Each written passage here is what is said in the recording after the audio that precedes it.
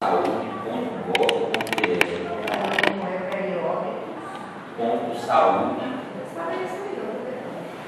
periódicos.saúde.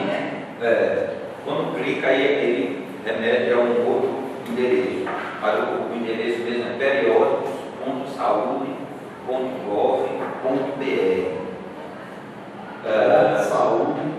Ou é periódicos, né? .saude.gov.br.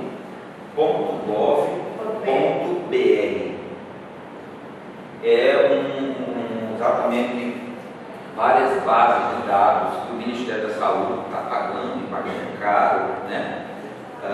Disponibilizando para várias áreas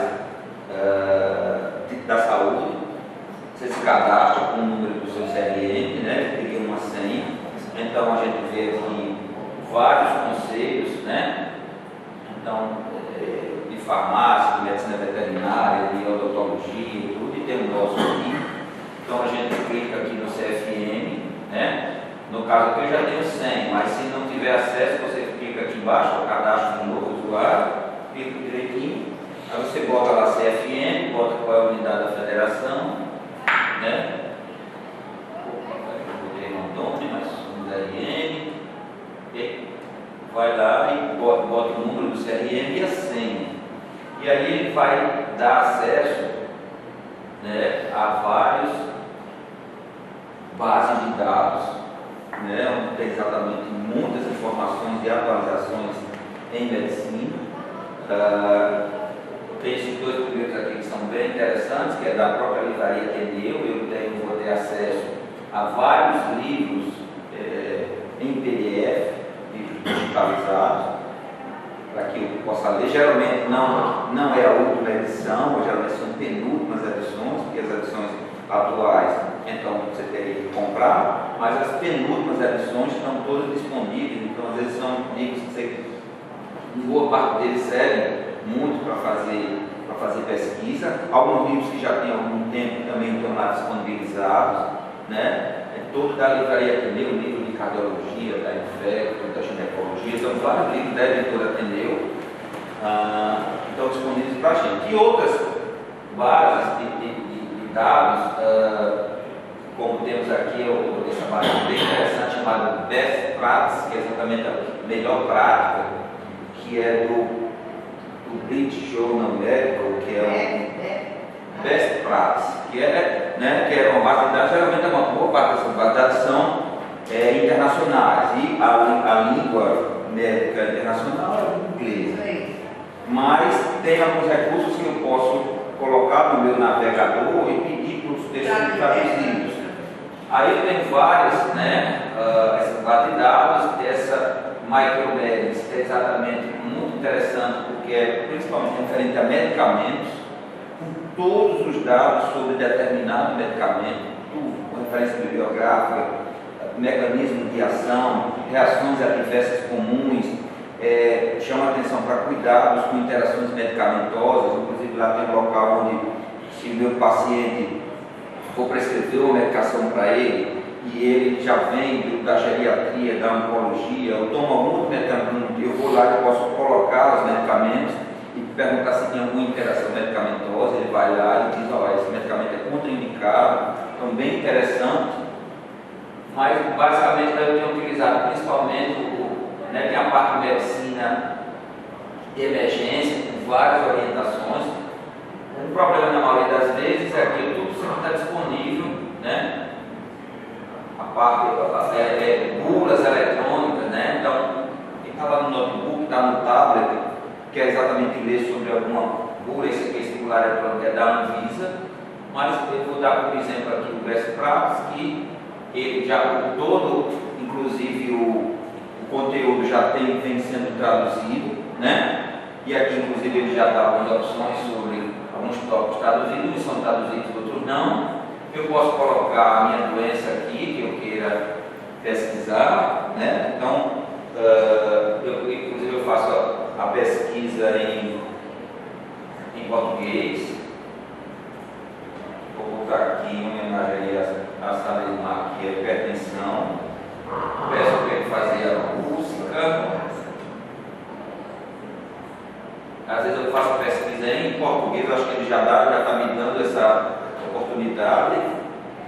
Talvez apareça algumas hipertensões pulmonares, alguma coisa. Mas aí ele vai exatamente me orientando dentro alguns revisores ingleses, me mostrando quais são exatamente, bem objetivo, né? Faz uma revisão simples sobre a doença e dá exatamente algumas orientações bem objetivas do que fazer como suporte de atualização. Tem um outro que é desse mesmo formato, só que é americano, chamado UpToDate, né? Eu acho que eu aqui para não encontrou nada, porque eu acho que está aí próprio em inglês. Você botou hipertensão com sensitiva. Sim. Não podemos nada aí. Você faz a própria.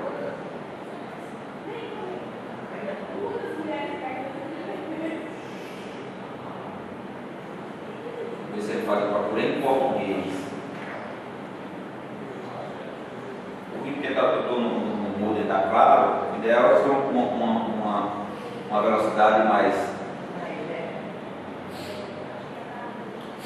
maior, e aí ele exatamente me dá todas as orientações aqui, ó, do papai, hipertensão arterial essencial, deixa eu ver se ele fala aqui, hipertensão gestacional, pré-eclâmpsia, veja que são várias emergências hipertensivas, né?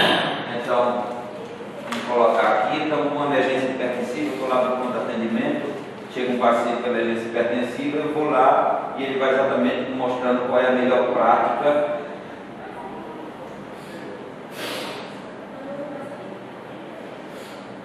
E vai exatamente me dando aqui várias coisas já em português que eles vêm colocando, né? Então, passo a passo do diagnóstico, tratamento, né?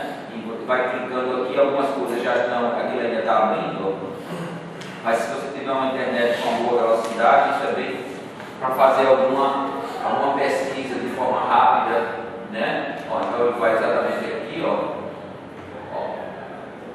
né? Isso aí é tudo revisão da literatura, principalmente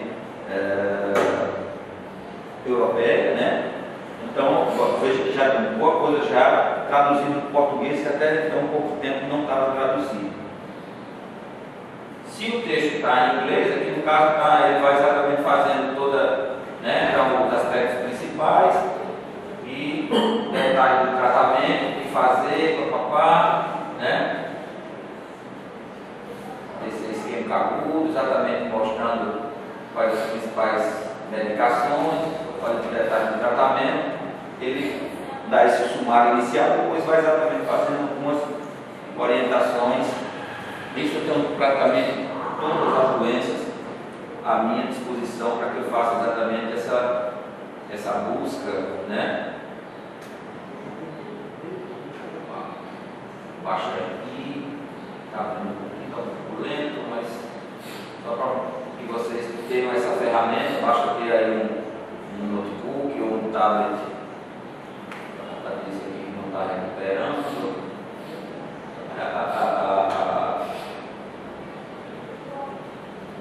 Conexão está lenta, mas veja que tem muita coisa da orientação bem de forma bem sumária para que você exatamente se utilize aí dessa ferramenta. Mas vamos lá, para a gente não se ater muito que falar de profilaxia, vou tentar não ser tão coisa que o cansaço está batendo de milhares de coisas, está colocando hipertensão para você cedilha, porque o negócio está ficando tic-tac, para não estar mais se conectando, não. Mas vamos lá.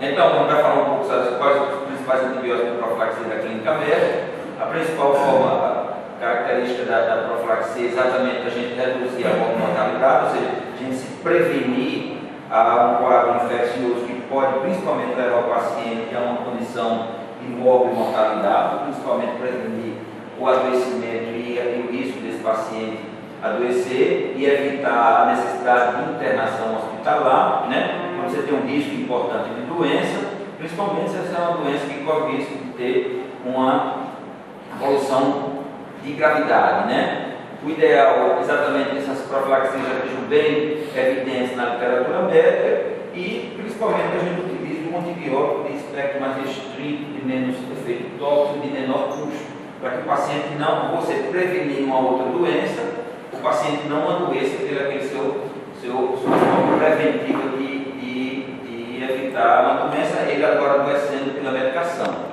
Tem exatamente um cuidado, né? Cada espécie de bactéria tem suas características próprias, em questão de sensibilidade, e às vezes fica uma fã das pessoas de querer fazer um antibiótico, dar logo um tiro de canhão, porque aí eu dou um tiro de canhão, pego todo mundo. Entretanto, quanto mais antibiótico lá que eu utilizo, mais eu vou fazendo pressão seletiva na própria comunidade de bactérias resistentes. E isso faz com que, à medida que a gente vai utilizando essa forma, tanto terapêutica, mas principalmente profilática, de forma irracional, faz com que agora o paciente selecione bactérias resistentes. Na hora que você precisa do antibiótico para tratar, a bactéria já adquiriu a sua resistência ao antibiótico de primeira escolha, né? Então, se for feito de forma indiscriminada, está fadada a fracasso, mexe na pressão seletiva bacteriana e acaba fazendo um superpovo de bactérias resistentes, as fracas morrem, as resistentes exatamente prevalecem, né? E a gente tem que ter todo o cuidado com os efeitos tóxicos, irritativos e alérgicos desses medicamentos que a gente pode utilizar de forma profilática para exatamente evitar a infecção ou adoecer. Uma coisa que sempre nos chega lá no pronto-socorro, que nos ligam do Gisele Trigueiro, exatamente foram pacientes ou profissionais de saúde que entraram em contato com um outro paciente, uma criança, um adulto portador de doença meningocócica, né? Exatamente, a doença meningocócica é uma doença espectral, vai desde o paciente que possui meningococo de forma assintomática na orofaringe até a forma grave de meningococcemia, com alto grau de letalidade nos pacientes que desencadeiam principalmente a forma com choque séptico, né? Então, há um risco de adoecer após o contato com o paciente fonte que é menor que 1%, entretanto, esse paciente que acaba adquirindo meningococo tem uma grande chance de evoluir a sua forma grave, seja de meningite ou meningococcemia, mais temida que é exatamente a meningococcemia que é a sepse pelo meningococo, né? Entretanto, há uma grande confusão, né? A gente recebe muito, liga, todo mundo chega desesperado, chega a dizer ambulância de profissionais que vêm de outros hospitais, de profissionais que vêm do interior, porque apareceu no hospital onde eles trabalhavam uma pessoa que teve doença meningocócica e cria aquele alarme todo, mas como a transmissão é por gotículas de saliva, que a gente chama de pé de gordo, não é por aerossol, que as partículas ficam suspensas durante mais tempo no ar, então eu preciso ter um contato mais próximo, onde tenha havido a chance de alguém, não por proximidade, geralmente por de 1 metro, 1,5 metros para o paciente fonte, de ele ter expelido aquela secreção cortando o meningococo e eu ter inalado aquela secreção que é aquela partícula, né, de saliva que foi eliminada, que continha o meningococo, que agora vai colonizar a minha garganta e dali servir de fonte de infecção para outras pessoas ou mesmo de eu vir adoecer. Então, o contato tem que ser um contato próximo. Não era o rapaz da recepção, né? Passou pelo corredor, aí chega lá, vem o recepcionista, vem a técnica de enfermagem que abriu a porta para ver quem era. Então, geralmente precisa ter um contato próximo, né? E aí, se não as pessoas do ambiente hospitalar do cuidado, mas principalmente as pessoas que moram no mesmo ambiente, né? Que dormem no mesmo quarto, que moram na mesma casa, né? E o ideal é que a gente faça essa profilaxia o mais cedo possível para exatamente evitar que a proliferação bacteriana venha adoecer. Então, o contato próximo, o que é? Alguém que tem um contato com alguém que tem doença meningocócica por mais de 8 horas, que tem um contato densito próximo, ele vinha e apenas veio entregar a medicação, a parte da farmácia que veio entregar a medicação no posto de enfermagem e foi falar com a enfermeira que estava dentro do quarto, não, nada disso. Alguém que tenha tido realmente um contato próximo, principalmente nós médicos, né? Que às vezes recebe o paciente onde o diagnóstico principal é a doença febril com exantema de forma hemorrágica, então seja um peteca, seja um equimose, seja sufo, são as hemorrágicas, fazendo com que a primeira hipótese diagnóstica, uma febre exantemática de hiperfia hemorrágica cutânea, a primeira hipótese diagnóstica é a doença meningocócica, e é uma doença que prontamente eu preciso iniciar a antibioterapia, mesmo que ocorra o risco de não ser doença meningocócica, eu iniciar antibiótico, mas é melhor pecar por excesso do que pecar por omissão. Chegou o paciente com um quadro agudo, principalmente de poucos dias, com febre, e que vem surgindo várias lesões hemorrágicas cutâneas, meningococo é o primeiro diagnóstico, inicia a antibioterapia e depois eu vou exatamente avaliar se é ou não, né? E exatamente tentar evitar que outros pacientes adquiram o meningococo por conta da sua risco de contagiosidade. No caso de principalmente familiares cujas secreções possam exatamente ir até esse contato, principalmente o paciente vomitou em cima do familiar, ou então vomitou em cima do profissional médico, nós chegamos muito nessa situação, principalmente quando tem meningite. Como o vômito é em jato, não é precedente de náusea, então às vezes na hora do exame você está lá examinando, o paciente simplesmente vomita em cima de você. E esses exatamente seriam os pacientes, as pessoas candidatas a fazer profilaxia, ou as que moram no mesmo domicílio, ou as que trabalham dentro do mesmo escritório, né? Trabalham dentro da mesma sala, que têm esse contato prolongado mais do que 8 horas, ou que tiveram um contato próximo, né? Então foi para a festa, beijou na boca, né?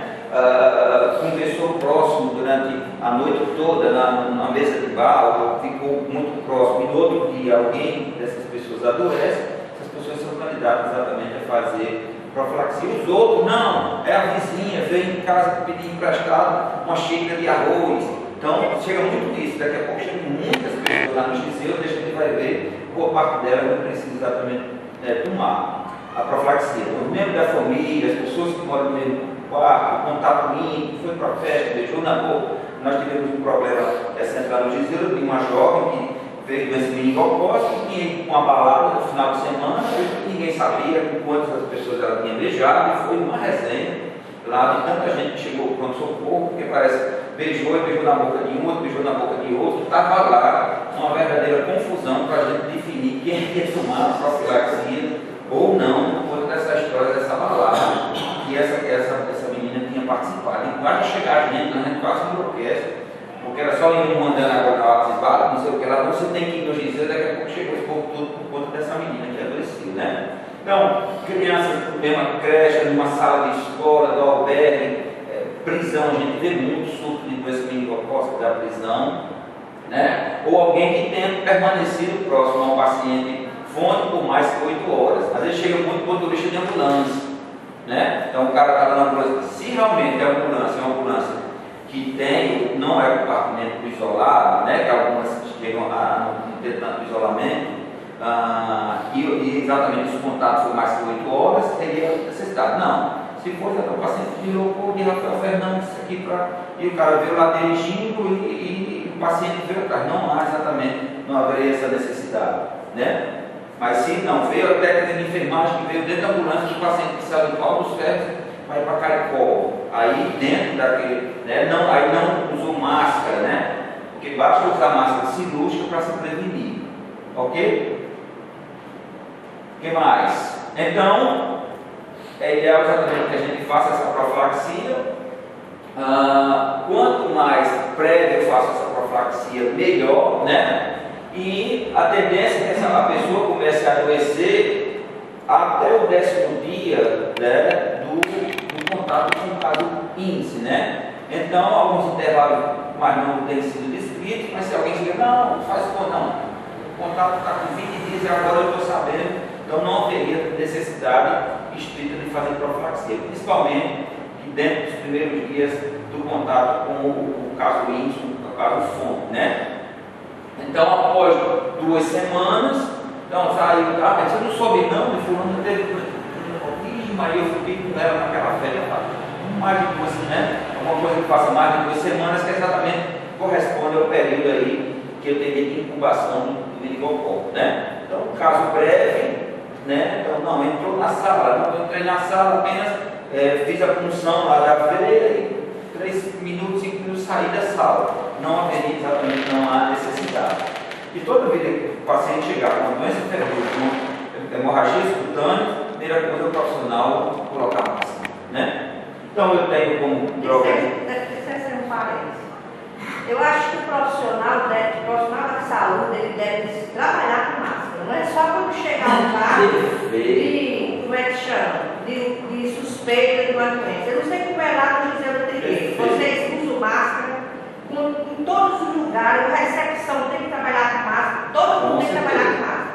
Principalmente no nosso caso lá, se o paciente ele tem sintomas respiratórios. E é uma briga constante que a gente tem com nossos alunos, né? Então, como a gente recebe lá, principalmente agora que a porta fechou mais, só está tendo os pacientes encaminhados, entrou com qualquer sintoma respiratório ou com doença febrilizante né? Não, está vindo por conta que foi mordido a profilaxia tetânica, né? Então, o paciente que veio encaminhado com suspeita de calazar, mas o ideal é que realmente até a gente fechar o diagnóstico, o uso da máscara fosse constante. Tanto que nós recentemente, lá no Gisele, por conta desse não uso contínuo de máscara, e aí no caso a outra máscara, em 95, nós tivemos 3 colegas médicos que adquiriram tuberculose lá no pronto-socorro agora nos 2 últimos anos. E um novo risco do quarto. Nós tivemos 3 médicos, colegas médicos, e um inclusive ainda está fazendo tratamento para tuberculose. Olha, eu fiz medicina do trabalho há 20 anos. Desde que eu fiz medicina do trabalho, eu nunca mais atendi ninguém sem máscara. No meu consultório, até você realmente tem máscara, fechar o paciente, independente do diagnóstico, chegou no meu consultório para se consultar com problema ginecológico, não tem nada a ver com essa droga. Eu atendo o paciente com máscara. Todo mundo. E é melhor pecar. Porque é a melhor profilaxia, a melhor prevenção para nós médicos, para nós profissionais de saúde. Então, doenças febris, né? E o problema da meningococos é que confunde muito com dengue, né? Quando faz o exame. E aí a gente não acha que é dengue, no fim é doença meningocócica, né? Então, a medicação de escolha é exatamente a rifampicina, né? Mas com a disponibilidade de fazer ciprofloxacina, né? Ou ceftriaxona. A literatura internacional, mais uma vez nesses casos, preconiza fazer ceftriaxona e M, semelhante ao que faz para tratar, né, o paciente com gonococo, aqui para prevenir o meningococo, exatamente porque são cocos gram-negativos, né? Então, dose única. Quando o paciente consegue, aí lá às vezes ele não consegue na farmácia para fazer, né? Às vezes quando chega várias pessoas, a gente pega um frasco e aí consegue já fazer um frasco que já dá para 2 pessoas, né? Mas, se não, a rifampicina é exatamente a escolha que eu tenho que fazer durante 2 dias. Se é o adulto, é 2 comprimidos de 300, de 12 em 12, ou a ciprofloxacina, que é o que a gente tem utilizando também em dose única oral. Aqui, erisipela recorrente, né? Uma coisa que com certeza vocês devem ver muito aí. O paciente que faz tratamento, aí daqui mais alguns meses ele volta, tem mais que 3 erisipelas no período aí de 1 ano, que a gente considera exatamente ela como recorrente, e principalmente se é uma erisipela que é bem responsiva à penicilina cristalina ou à procaína, que ela deve ser sempre estreptococo piógeno, então eu estaria então como profilático agora recomendado fazer a benzatina a cada 3 semanas, do jeito que eu faço para a febre reumática, né? Para exatamente prevenir o estreptopiose. Se é o idoso obeso com comorbidades, aí corre o risco das erisipelas serem polimicrobianas. E aí a benzatina ela só vai prevenir o estrepto, não prevenir os gram-negativos, nem tampouco os estáveis, né? Mas a gente tem visto muita diminuição na recidiva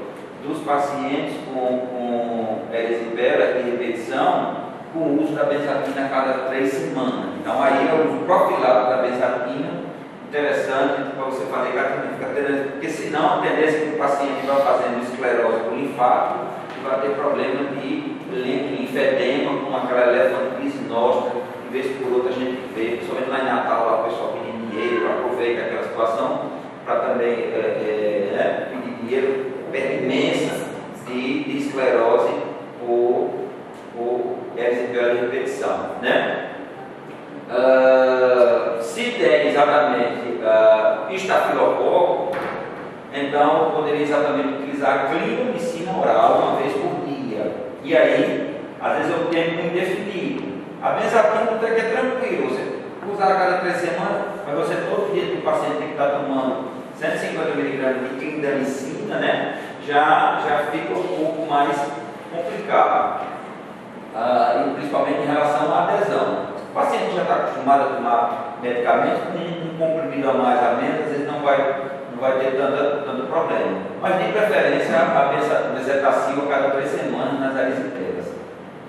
E assim, o tempo é indefinido, né? Alguns autores recomendam 5 anos, mas pouca evidência na literatura. Veja que os trabalhos ainda antigões, nada recente na literatura que nos oriente em ter tempo de tratamento, como a gente já tem alguma coisa mais definida para a febre reumática, né?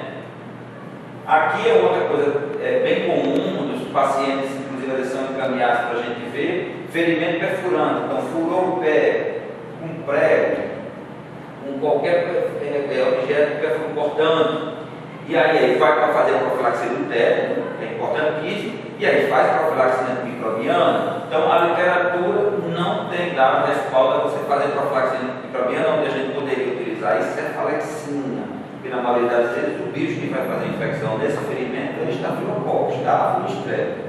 Então, a recomendação atual é que você oriente todo a cuidado com o ferimento e vai fazer só bioterapia, não profilaxia, né? A menos que alguns pacientes tem havido uma certa recomendação quando o paciente ele tem um alto risco, exatamente são isso que você está falando para erisipela. O obeso que atualmente tem diabetes, junto com a insuficiência vascular, então já tem uma pele que é sofrida por conta da insuficiência circulatória, e esses então têm maior chance de infectar. Qualquer trauma, né, vocês aí com certeza estão até mais acostumados que eu, faz um trauma, o diabético bate com a perna no canto da parede, com poucos dias aí já começa o quadro infeccioso. Então, nesses pacientes poderia exatamente fazer a recomendação de iniciar uma cefalexina profilática, né? Há alguns outros autores que recomendam fazer logo clindamicina. Então, a literatura não deixa algo de muita evidência para ver que é melhor antibiótico profilático eu posso utilizar, em que situações exatamente eu posso utilizar, né? Então, a recomendação maior é seguir o doente, se ele adoecer, inicia a terapêutica, né? Aqui eu não sei como é que é a característica de vocês, pelo menos na Natal a gente às vezes recebe muito a pessoa mulher, ainda adulta jovem ou adolescente, principalmente quando começa a entrar em vida ativa sexual, fazer infecção do trato urinário recorrente. E outra população importante que viu recorrente é a paciente idosa, já que começa a fazer uma atrofia da mucosa vaginal decorrente da questão hormonal, e aí ela começa a fazer cistite de repetição. A jovem, geralmente, algumas delas relacionadas à relação sexual, a própria questão do coito vaginal, a uretra muito curta, algumas pacientes têm uma facilidade maior de receptor, principalmente para as fibras da Escherichia coli.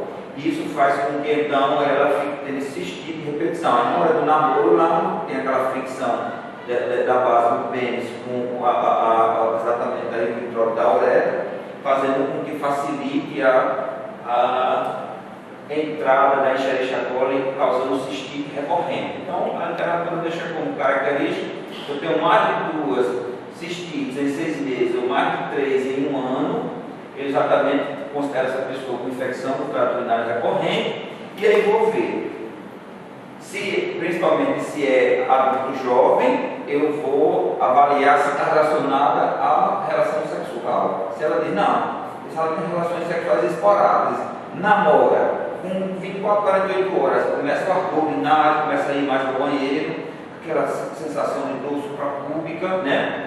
Então você pode deixar fazer a profilaxia pós-coital. Ela namora, quando termina o namoro, ela faz o antibiótico. Se não, é aquela pessoa que tem atividade sexual mais frequente, fica difícil. Então a gente vai deixar a profilaxia de forma contínua, como estou mostrando no slide posterior, né? Preservativo evita? Não tem nada em relação ao preservativo, mas DSTs. porque a questão é exatamente na bactéria colonizando a parte da uretra anterior e durante a relação sexual fazendo com que exatamente aquele trauma local facilite o adentramento da E. coli que estava ali, né? Algumas outras coisas na literatura, tem sido muita evidência, medicamentos que eles consideram que diminui a colonização vaginal pela Escherichia coli, a utilização de alguns medicamentos que tendem a você aumentar a quantidade de anticorpos contra E. coli, mas ainda nada que esteja respaldado com ensaios bem desenhados. Então continua ainda sendo como forma prevalente, fazendo profilaxia mesmo com os comprimidos, né? Então, no paciente já idoso, com a questão da menopausa, uma coisa importante é fazer a reposição hormonal e às vezes só tópica resolve, né? Fazer aqueles cremes com estrogênio, tem alguns ovórios da bioquinha, quando a gente fez, encaminhou para a ginecologia, fazendo orientação, acompanhamento, começou a fazer creme vaginal com estrógeno, o paciente deixou de fazer esse tipo de repetição, né?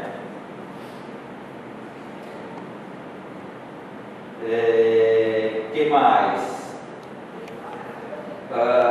Tinha uns trabalhos recentes que eles falavam na possibilidade de você ficar fazendo uso de lactobacilos ou então de Saccharomyces, tipo esse Floradil, Repoflor, né, mostrando que nesses pacientes você conseguiria ter uma diminuição nas recaídas, mas assim, não ficou nada muito evidente dessa utilização de você fazer esses probióticos, né, como profiláticos também. Então, a gente vai exatamente prevenir a recaída, né, que é considerada quando a infecção é menos de 2 semanas após o tratamento inicial, ou reinfecção quando é mais de 2 semanas. Então, faz o tratamento, menos de 2 semanas já volta, e a reinfecção com mais de 2 semanas após o tratamento inicial. Geralmente, na recaída, houve uma falha no tratamento, né?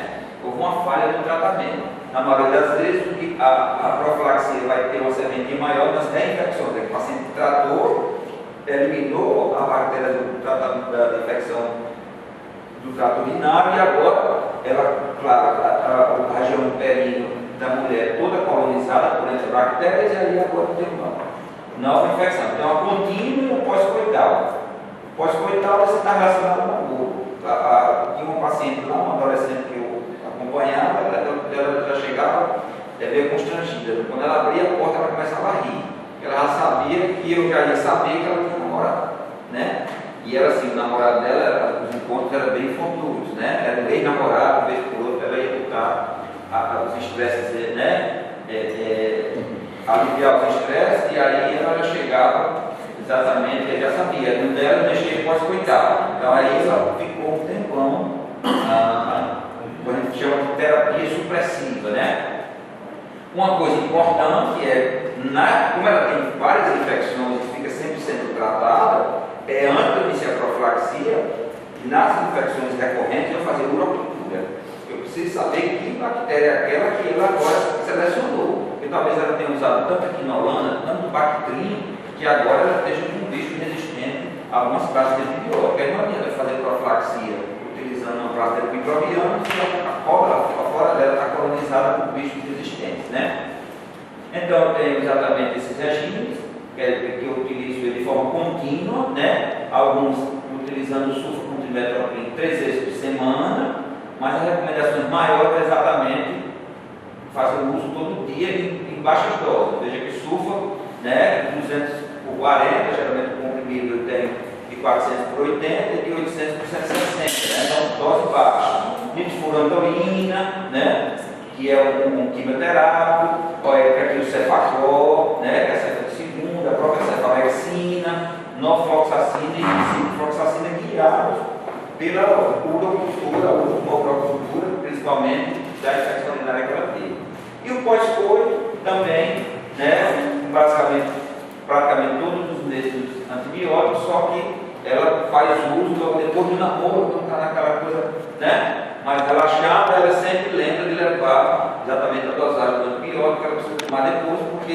deixar ela esquecer, deixar para outro dia, com certeza no dia ela já esteja já com um volume bacteriano já de infecção. Coqueluche, eu não sei como é que ficou aqui vocês em relação a coqueluche. No ano passado, ano atrasado, a gente teve muita coqueluche lá no Instituto da Igreja, muita criança com coqueluche. E principalmente pegando dos pais, dos familiares, né? Chegava a criança lá, quando você investigava, tinha um pai que estava exatamente com uma história de tosse crônica, né? E aí, quando você ia ver exatamente, havendo uma perda da imunidade humoral decorrente do tempo, das vacinas que foram feitas na infância, você criou uma população suscetível, os adultos começaram a ficar colonizados, e alguns adoecendo, e infectando as crianças pequenas. E o pior é exatamente as crianças menores que 1 ano, que chegavam lá com forma grave, tendo tomado ainda só uma dose da vacina contra qualquer luxo, 2, e as crianças, principalmente as crianças menores que o deles, então as graves, crianças que vieram a falecer, um quadro de qualquer luxo bem intenso. Até diminuiu mais. Do ano passado para cá, né, começou a se ampliar a questão da vacina da qualquer luxo, começou-se a utilizar a vacina da qualquer luxo, a celular, por conta dos efeitos colaterais nas mulheres grávidas, né? Então você já tentava imunizar a mãe, que era para que a mãe não se visse de fonte de infecção para a criança, e a gente houve uma queda, graças a Deus, do ano passado para cá, mas não teve muita qualquer luxo que nós atendemos. Então, né, foi a CAICO, o pessoal do CAICO também relatou vários casos de qualquer luxo lá, né? Então, se alguém com suspeita de qualquer luxo e você entra em contato com ela entre o início da fase catarral inicial, do tempo coriza, congestão nasal, o início do quadro de tosse, né? Até 3 semanas após o início da forma paroxística, quando tem aquela tosse pertinaz, né? Sempre entrecortada pela questão do guincho respiratório, é exatamente o período que eu estou transmitindo para as outras pessoas. E aí, todas essas pessoas devem tomar profilaticamente para evitar que tanto elas adoeçam, mas principalmente que elas sirvam de foco de infecção para outros, principalmente outras crianças, né? Principalmente menores que 1 ano. Então, toda criança menor que 1 ano que teve algum caso de contato com algum outro colega, com irmão, com qualquer luxo, eu faço profilaxia. Os menores de 7 anos que não tenham sido vacinados, porque eu não conheço a situação vacinal deles, né? Ou não tenho feito o tratamento imunoprofilaxia completa. Ou principalmente os adultos, né, que têm contato com outras crianças. Porque o adulto ele faz de uma forma pouco sintomática, faz uma tosse crônica, sem muita repercussão, aí acha que é alergia, acha que é do cigarro, não sei o que lá, e fica contaminando outras crianças. E aí é interessante que todos eles façam uma profilaxia, e inclusive os imunossuprimidos, que isso aí é pacientes que deverão evoluir para a forma grave. Porque eu não tenho lembrado dessa situação se eu tenho um caso de qualquer luxo, então por aqui alguém tiver algum diagnóstico de qualquer luxo, lembrar de fazer um bloqueio profilático, né, com todos os contactantes. Aí a droga de escolha é a azitromicina, porque é mais cômoda, né? E de maior fácil adesão do paciente. A azitromicina é exatamente a droga de escolha, podendo fazer a azitromicina ou o Bactrim, mas a azitromicina é exatamente a droga de escolha. Aqui é um outro nome, não sei como é que vocês estão aqui em termos de tuberculose, né? Mas é uma profilaxia muito esquecida. Então eu sempre tenho um caso de tuberculose, não está se tentando instituir a profilaxia entre os contactantes, fazendo com que as pessoas então agora adoeçam, se tornem nova fonte de infecção. O Ministério da Saúde dá alguns algoritmos que estão disponíveis lá na página na internet, né? Mas eu só estou trazendo aqui para mostrar a vocês que existe exatamente a necessidade de fazer a profilaxia com os contactantes, fazer uma busca ativa dos contactantes, ver quem é que está doente, quem não tiver, avaliar se eu vou fazer profilaxia ou não. Aqui os recém-nascidos, que são os maiores riscos para fazer as formas disseminadas graves, né? E tem algumas variáveis que tem que levar em consideração. O PT é a prova tuberculínica, que é exatamente o PPD, né? Se eu vou iniciar aqui a profilaxia ou não, né? Chamada quimioprofilaxia primária, aquela que a criança não entrou em contato com o bacilo e eu vou evitar que ele exatamente entre em contato com esse bacilo, né? e principalmente o adulto, nós que somos profissionais de saúde, né, em relação à infecção latente. Eu tenho já comigo bactéria, ele está latente e a qualquer momento ele pode vir exatamente se transformar em doença, né? E aí eu tenho que fazer a profilaxia durante 6 meses, né, aqui relacionado principalmente ao adulto. Então eu tenho alguém com tuberculose, alguém que convive ou que trabalha com pacientes com tuberculose, que aí não realmente faz a sua proteção, e aí eu preciso ver se essa pessoa não está doente, se não está doente, não, eu tenho uma professora da escola que deu diagnóstico de tuberculose, então vamos ver os colegas de trabalho, as crianças que trabalham diretamente com ela, quem já está doente também e quem a gente vai evitar que ao já está infectado ele venha adoecer. Então o Ministério dá algumas recomendações. No nosso caso, a gente entra aqui como profissional de saúde, onde a recomendação é que eu faça exatamente PPDs anuais e se houver um aumento de 10 milímetros entre um PPD e o outro, então que eu já faça a profilaxia 6 meses com isoniazida, porque significa que a imunidade celular está aumentando, porque o profissional está atendendo já dentro dessa infecção latente, teria um risco de fazer exatamente doença. Tem alguns outros situações, pacientes com diabetes, pacientes tomando imunossupressores, pacientes com neoplasia, de acordo com o valor do PPD, né? Mordedura de cão e gato, que a gente estava comentando anterior, então o gato bota para morrer mesmo, com 24 horas geralmente ela dessa forma aqui, principalmente o gato, o cão dá menos infecção, menos de 10% de infecção, o gato mais de 90% infecta, né? Então, ferimentos profundos, principalmente do gato, né? No rosto, na área genital, pela dobreza dessa área, né? A gente tem que sempre ter esse cuidado. Pacientes que têm comprometimento venoso, ou linfático obeso, com insuficiência vascular, com certeza esse vai infectar, né? Se o paciente é muito comprometido, então sempre interessante fazer a profilaxia, principalmente aí a pasteurella, que é a principal nos cães e nos gatos, mas eu tenho aí dos estafilococcus, o estreptococcus da pele da pessoa, e o mais temido é a capsinofaga, que exatamente pode dar um quadro de sepsis. E outros bichos da boca do cachorro e do gato, ou seja, são infecções polimicrobianas, né? Então veja aí, ferimentos profundos, que geralmente, veja como ficou a diferença aqui de um para outro. Principalmente mordedura de gato é quem dá muito isso. Trauma fechado, né? A unha arranha, mas trauma fechado, mete o dente, joga a pasteurella para dentro. O ano passado tivemos um caso de meningite, pasteurella, né? O paciente que tinha sido levado uma mordedura, não estou lembrado assim, foi de cão, você lembra? De gato, né? Que é exatamente a mais infectante. Fez um quadro de meningite, que no começo a gente está achando que era meningococo, que também é um coco, mas na verdade era pasteurella. Né? Mas são coisas raras. Então, aí eu lembro aqui da moxina clavulanar, que é exatamente o antibiótico de escolha, né, para fazer. Esse material vai ficar disponível para vocês, vai ser encaminhado para vocês. Vocês também sigam a equipe de consulta, né? Mas só lembrando. Eu acho que por fim a febre reumática, né? Para aquele paciente que teve diagnóstico de febre reumática, a gente tem tido uma grande dificuldade lá, porque teve febre, teve dor na junta, aí recebe a urina de febre reumática e, coitado, fica recebendo profilaxia indefinidamente com benzatina, e quando você vai ver realmente se o paciente tinha febre reumática, ele não tem. Todo dia eu vejo isso. Da minha asa deu alta. Aí você vai ver a pessoa já não sei quantos anos tomando bezetacil, e você vai ver se realmente preenchia lá os critérios de John, não tinha, né? Então, às vezes faz um ácido alto, faz uma febre, e às vezes faz uma caralgia, mas não tinha realmente nem aqueles critérios maiores, ou uns menores, e aí a gente acaba o paciente ficando tomando, né? Bezetacil durante muito tempo, né?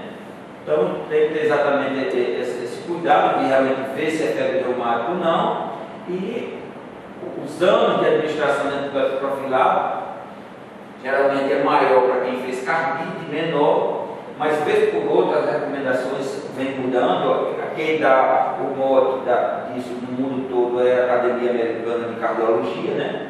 Então vai depender do número de recorrências, do tempo desde o último ataque, o risco de exposição à infecção por estreptococo, né? Então, pacientes que tiveram febre reumática, que são professores, lidam com crianças que têm mais infecções estreptocócicas, esses exatamente terão mais chance de fazer novas infecções estreptocócicas, né? A idade, geralmente mais os pacientes aí, adultos jovens, né? Adolescentes, né?